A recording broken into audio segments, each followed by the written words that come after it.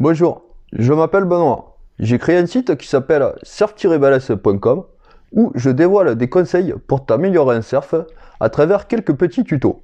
Aujourd'hui, je vais t'expliquer comment bien te péter la gueule dans une vague. Et je te l'explique juste après ce petit jingle.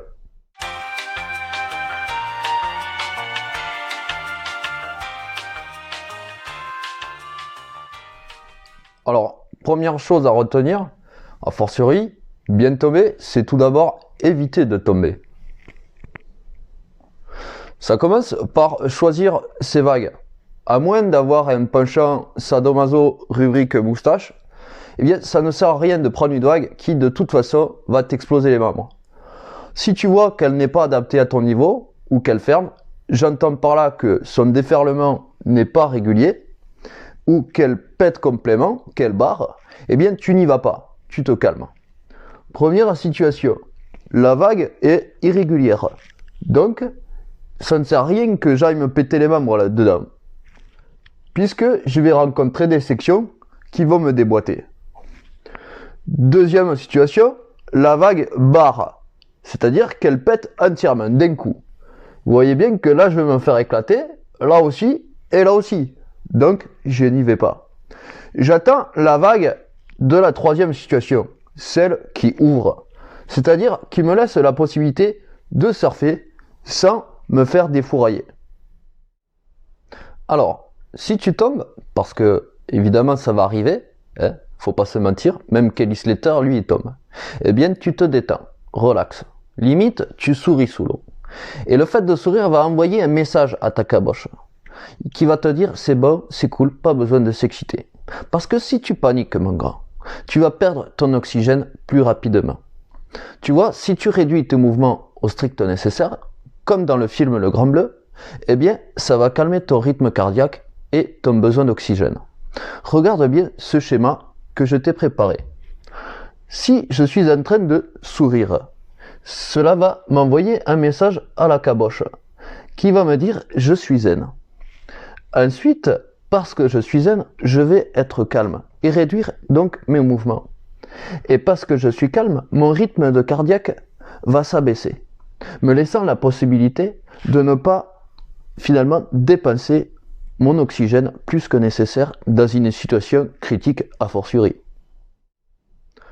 Troisième chose, je te propose d'éviter de t'ouvrir l'arcade ou le crâne avec ta planche de surf.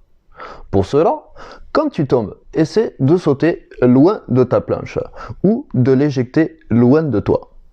Également, quand tu remontes à la surface, protège-toi la tête parce que peut-être que ta planche t'attend juste au-dessus à la surface. Ou pire, tu es peut-être sur la trajectoire d'un surfeur et a fortiori de ces belles dérives. Quatrième point, et non des moindres selon moi, tu vas éviter la lèvre de la vague. La lèvre, c'est la partie la plus puissante de la vague. Quand tu vois par exemple un surfeur sortir avec sa planche cassée en deux, c'est bien souvent que la lèvre est tombée dessus. Ballot. Donc, soit tu sautes devant la lèvre, pieds joints, soit tu plonges dans le mur de la vague pour la traverser et prendre une respiration avant de te faire aspirer.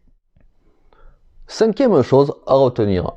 S'il n'y a pas de fond, ou si les coraux ont l'air bien coupants sous l'eau, évite de te briser le cou ou de te râper le dos tout simplement. Pour ce faire, tu peux attendre que la vague pète derrière toi et te jeter dans la mousse comme sur un matelas. Si tu ne peux pas, essaie de plonger en bouteille en biais, c'est-à-dire plutôt à l'horizontale qu'à la verticale. Sixième et dernier point, quand tu es de retour à la surface, regarde plutôt vers les vagues et non pas vers la plage. Il faut effectivement que tu reprennes ton souffle si une deuxième vague arrive. Il faut éviter la trajectoire également du surfeur sur sa vague car il est prioritaire. Tout du moins, tu peux l'avertir ou simplement l'appeler par son prénom. Exemple, Patrick! Voilà, écoute, j'espère avoir pu t'aider à te péter la gueule correctement. Et si c'est le cas, eh bien, n'hésite pas à partager cette vidéo avec tes copains et aller sur le site surf balance.com afin de trouver ton réseau préféré et suivre mes tutos. Je te dis bien entendu à très vite.